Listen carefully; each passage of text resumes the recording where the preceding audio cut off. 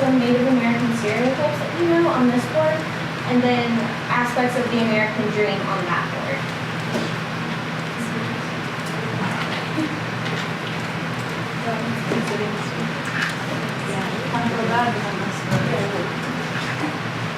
You should be able to turn off the display. Sorry, no, you're fine. I don't know how to use this one. Just power. Just press DVD. It'll because it will switch it to black.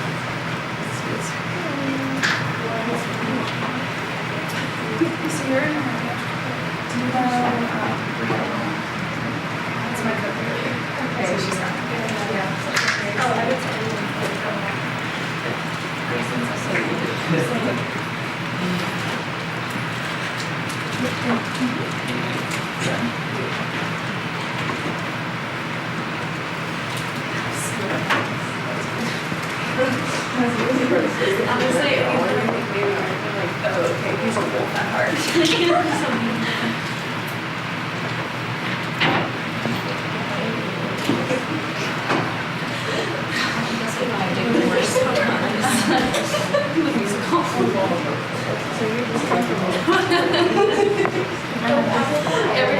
On 4th of July. Always on the set. There's so many things. Like every time they talk about girls and like what they're called. Part of the Happy Family Wife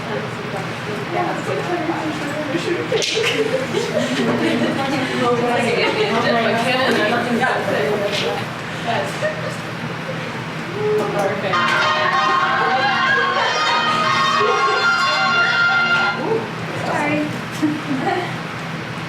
you want to start? Hold on, before we start. Oh, sorry. It's good. To bring it all together, and then we'll break down. We'll let your group present, and then we will move on. Okay. The prayer of St. Francis. Lord, make us instruments of your peace. So now we have Kayla, Charity, and Katie. Katie. Thank you. I'm sorry. Presenting on.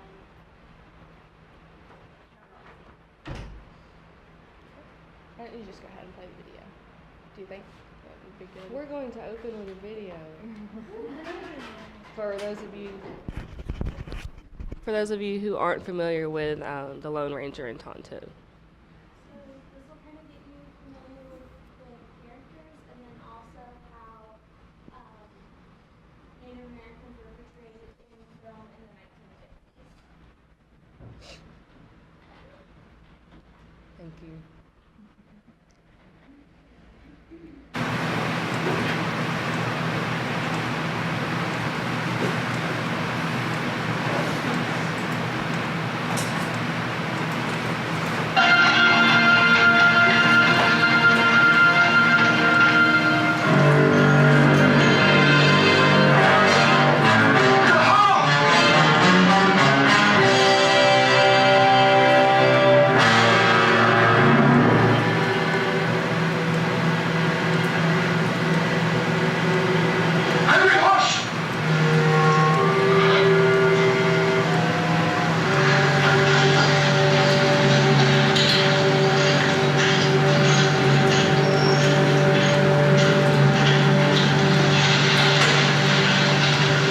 Spoken of everywhere.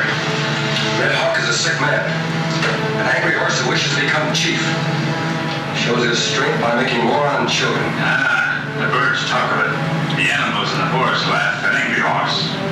Is Red Hawk so weak that angry horse can do as he wishes? Or is angry horse obeying Red Hawk's commands? not like bring white child here. Why do you keep her here? Let me take her away. Red Hawk, no more tell what do. Red Hawk old, no more fights. Angry horse, not old. Better angry horse be chief. Always the young buffalo wishes to kill the old buffalo and take his place. And he does kill the old buffalo because he has youth and strength. But has he the wisdom to lead the herd? To keep it out of danger? I say Angry Horse has not the wisdom. He cannot be the chief of a tribe that wishes to live in peace. I will fight Angry Horse to prove he is not worthy. This white child must belong to the winner.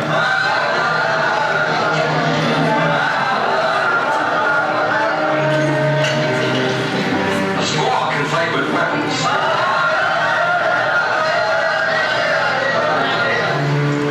The chief must be strong in heart, in his hands. I do not need weapons to fight men who make war on children.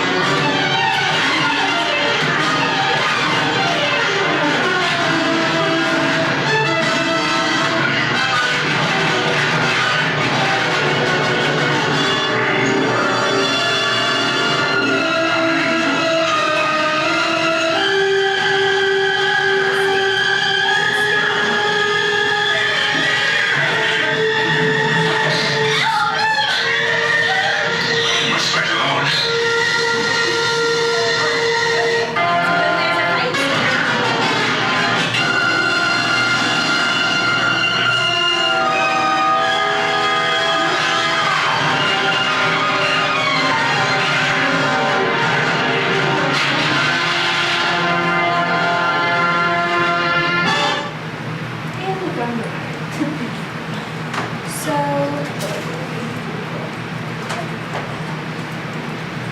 So a lot of what we're going to talk about is how this story works to fight against those stereotypes, because obviously that's not how modern people act, you know?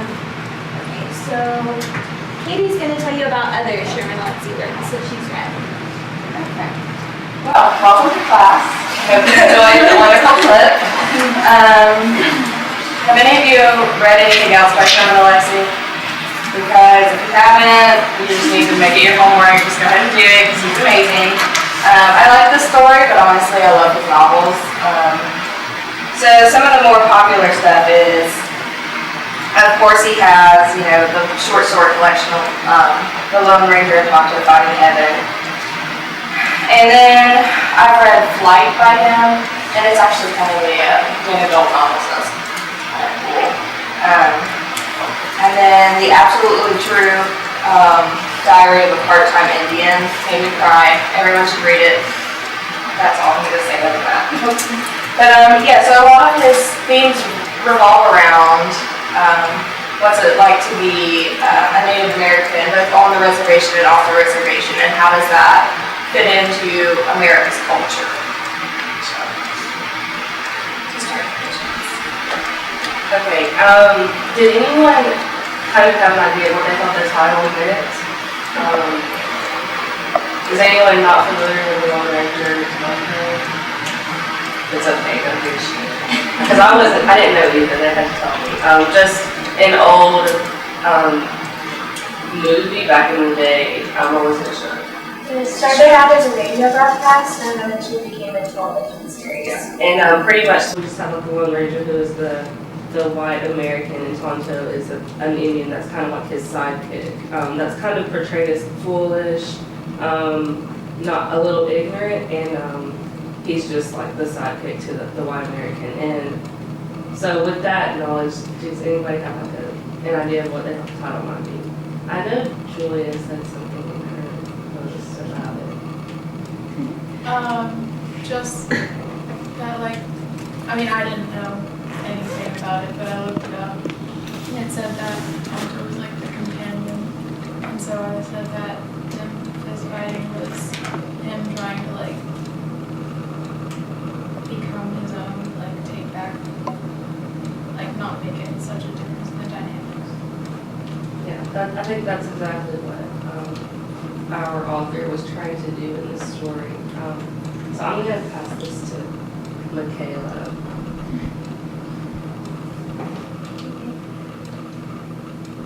So one of the things that we noticed in the short story was that there's a lot of instances in when other characters in the story expect the narrator to act in a certain way. So did you guys kind of see examples of that, and how do you guys think that that affected his actions throughout the story? I thought it was sad whenever he went to the 7-Eleven and he like knew that the guy was going to think that he was gonna. I thought it was interesting with that, like he would like do different things, like asking for like the different size in the slushie to like kind of poke fun at him and kind of bring out the stereotypes that he knew he was thinking. And I thought that was really interesting. He was like, I'm not going to do anything, but I'm just going to make him kind of squirm, so.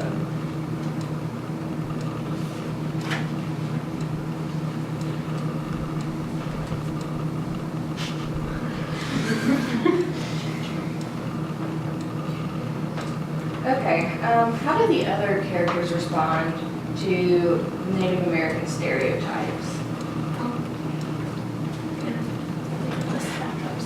We have a list. Good job, guys.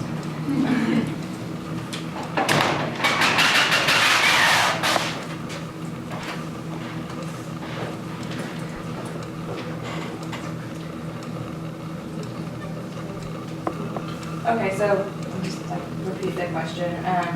Just how do the other characters, like his girlfriend, and we've already kind of talked about the 7-Eleven guy, and there's just a few other characters. How do they see him in regards to the Native American stereotypes? Did his parents like want him to be more? Like, so when he came back, they were like, it said that they expected it, but then he was like, I know that they wanted me to like rise above like what the Native American stereotype is. Because like he was gonna play basketball, he went to college, but he ended up coming back. Right. Yes, I think there was probably a little bit of letdown there. Oh, sorry. Go ahead. Some of the like neighbors or like the neighborhoods he was walking in, the people who lived in those homes and the police officers kind of gave into that stereotype a little bit by, like one of the police officers said that he doesn't fit the profile of that neighborhood that he was in, so people were curious. So comments like that, and just the fact that people called the police in the first place. Right. Even though it is 3 in the morning, like, but. Right, so maybe we just shouldn't be walking around there because it's 3 in the morning. But yeah. Yes, But But if he was white, they wouldn't have thought said anything. Yeah. That would be sketched out no matter what,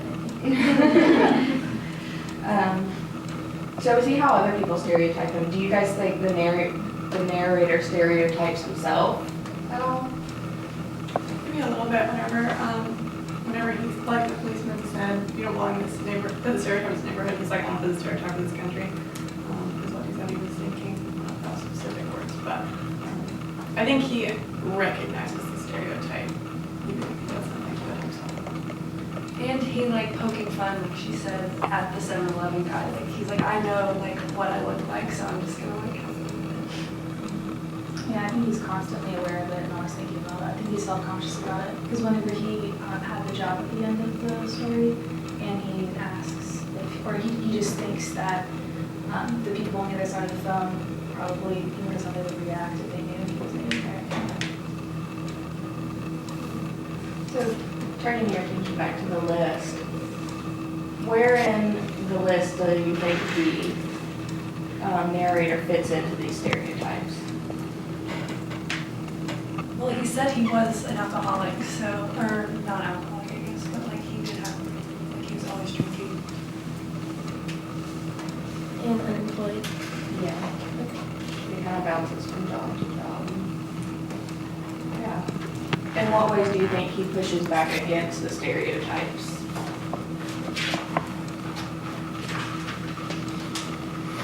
He never really mentions anything about nature, being a part of the Indian religion, so. Do you think his education also kind of, in a way, pushes back against? Also, he plays basketball, and I don't ever really I was thinking someone would yeah, when I think of Native Americans, I never oh, they're great basketball players. So I feel like that's him being his own person as well. Definitely. What about with his girlfriend? Is he any pushback there, or does he kind of fit into the alcoholic? Well, she's white, so maybe that's a little bit of a pushback. I think probably, yeah, just because, just from what I know of the Native American culture, they want to kind of keep the culture strong, and normally that means marrying other Native Americans. So maybe, but yeah, maybe dating a white girl is definitely kind of a pushback for him. I'm gonna add something when we talk here. So we're talking about ways in which the narrator pushes back against these stereotypes, but do you see any interactions with the characters where he, that stereotype that he knows is put on himself is kind of hindering him to have a healthy relationship, especially with his girlfriend? Because he says in the story, I don't have it with me, but very close to the beginning, he's talking about, he had the pain on his face or something like that. He went into the relationship angry and kind of with these expectations that it probably wasn't going to work out because she was white. And because he has this natural hatred towards white people, he tried to push against that to love this woman, but he knew in the long run he wasn't going to be able to. Do you think that has to do with the stereotypes and just the racial tension between Indians and Americans, or do you think that it was just that the stereotypes do hold some kind of truth?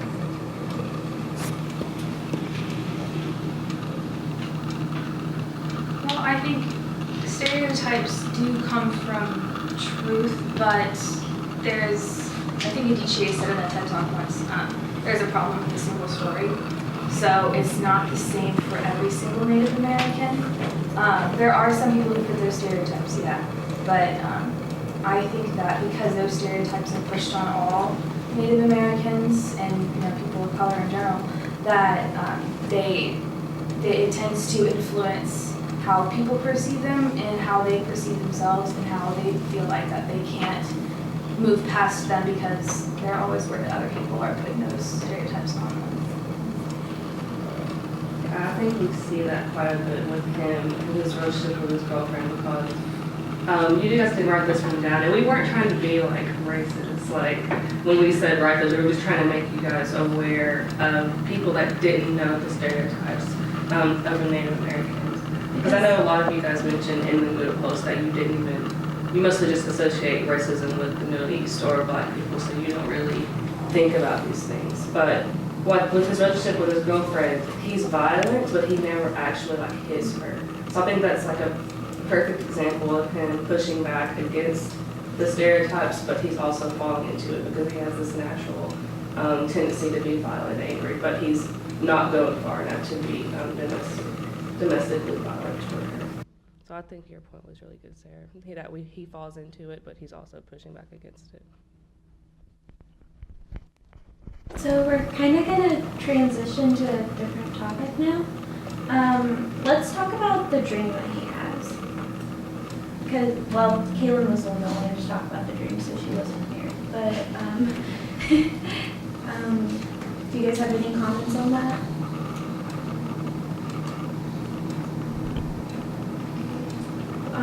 When I read it, my biggest thing at the end was the question, why can't he sleep? He talks about he's not able to sleep. Why do you guys think that he can't sleep? Maybe it's because his culture is so ground in the back of his mind that he thinks that it's wrong that he's with her. And so I saw the dream is a manifestation of like the problems in his relationship, and he didn't really want to address them. So he just used like his culture and seeing like all the problems between Native Americans and the white people, and it scared him. And so instead of like addressing it, he just left. That's good. So what ways do you think the American dream relates to this story? And do you think that within these contexts that Native Americans have access to the things that are in the American dream? Because going back to, I think Maddie said this, that he talks about how he doesn't fit the profile of the country, but the Native Americans were the first ones here. And so innately, if there is such a thing as the American dream, shouldn't they also be included with it? So what do you guys think? Do you think that they are included? Do you think that... I feel like we like to think that everybody has like equal opportunities in our country, but like I feel like in reality, with like kind of going back to like the stereotypes, like people put others in stereotypes that like they just can't break out of. If that makes sense. Yeah, that does make sense. And I think if you look at like on actual reservations today, they have such a high suicide and like alcohol rate, which I think is kind of gives light to the fact that they don't have the same amount of opportunity.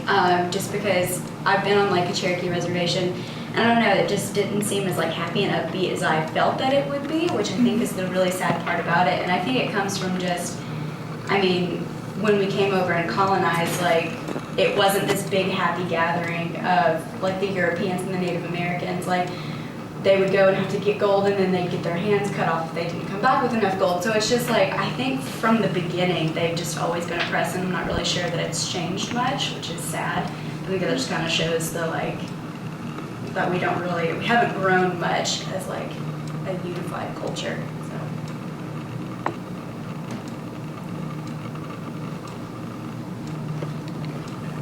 Sorry, I'm trying to see what the next question is. Okay, so one thing that I noticed throughout the story, and you guys have touched on it like with the basketball and stuff, is that the narrator kind of plays off of like typical like white American culture. Like he brings up the Brady Bunch and he plays basketball and he's like, oh, I'm gonna go get a slushie, and you know, just things that are just typically like thought of all Americans. Do you think that he does that to make the other people comfortable, or to try to fit into the like majority group kind of thing? Or is it to downplay the differences in ethnicities and to kind of be like, there's certain things that we can all enjoy because we're all people? So what do you think? Okay, I went on with it. Let me go back. Why do you think that he does that? What do you think the point is? I think he wanted to make, like the guy at the 7-Eleven store, when he mentioned the Brady Bunch, I think he wanted to make him realize that like there's stereotypes for the American people also. Yeah. That's really good. Anybody else? I think kind of going off the Brady Bunch thing, like to make him realize these stereotypes, but also he's kind of playful with it. Like, you have these stereotypes about me that are like completely ridiculous. And he's like, I don't think everybody, you know, is the Brady Bunch, because certainly we're not all the Brady Bunch. But yeah.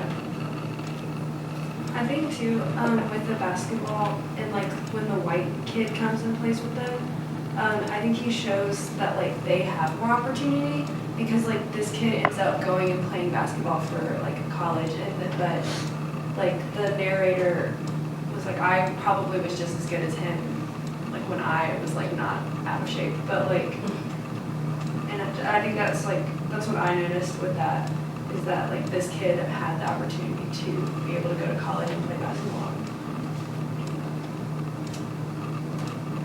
What do you think he didn't? Didn't go to college? I mean, he did go to college, Or but why didn't do you play basketball? Yeah. or like, and just go on to reach the dreams that he seems to have had? Like, what stopped him from moving beyond like answering the phones at a school and on the reservation, basically, or like in town?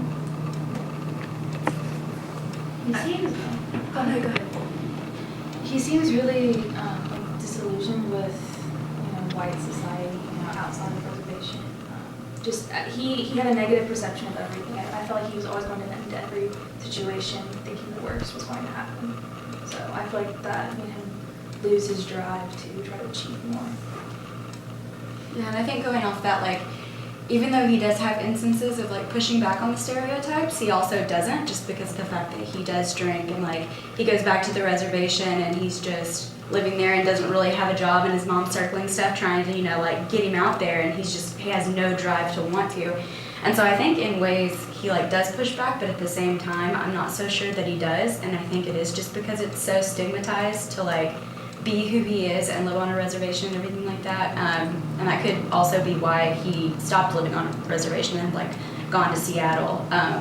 So I don't know, I feel like there's instances where, I think he just knows and feels that he can't achieve more, so he almost doesn't even try.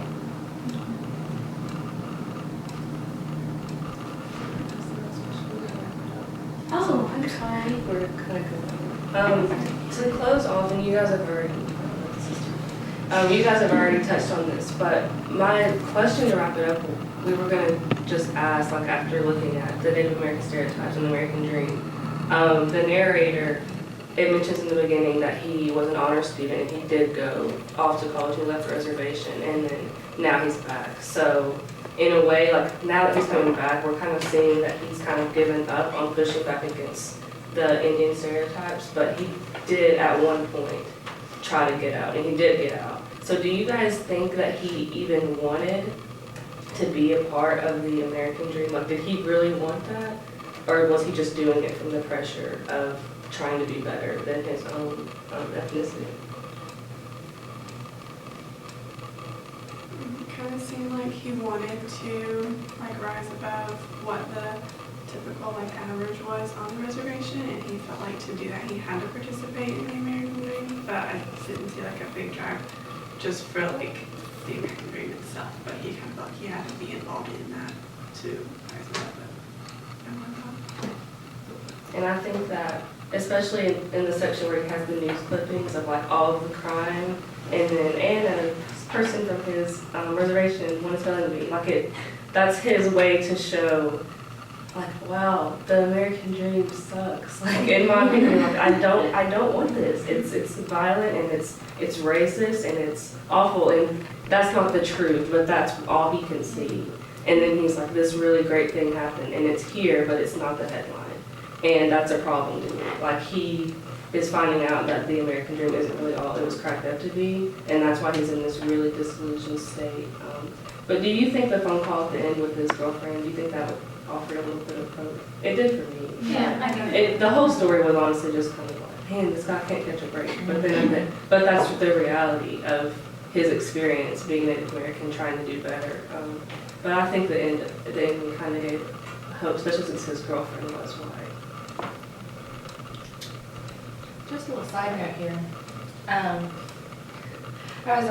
was looking at the news online yesterday, and it was yesterday or Wednesday, and there was a school shooting incident in Spokane, which is, this center. And I just thought it was like really kind of interesting and timely, like since we are talking about this story, just kind of food for thought, like,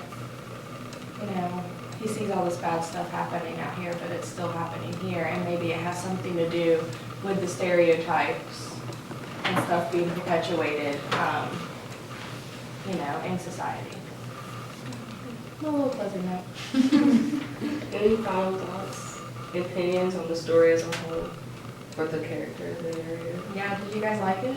Or We're hanging on. I know you said he was an asshole. Like, He seemed like it, yeah. But then I was like, well, I can understand why he'd be so mean, but like, because he's like throwing stuff and he makes fun of his girlfriend for being like a kindergarten teacher. I'm like, you're a little turd. But I guess you can kind of see like I would be mad at the world too if that was how I was treated. So.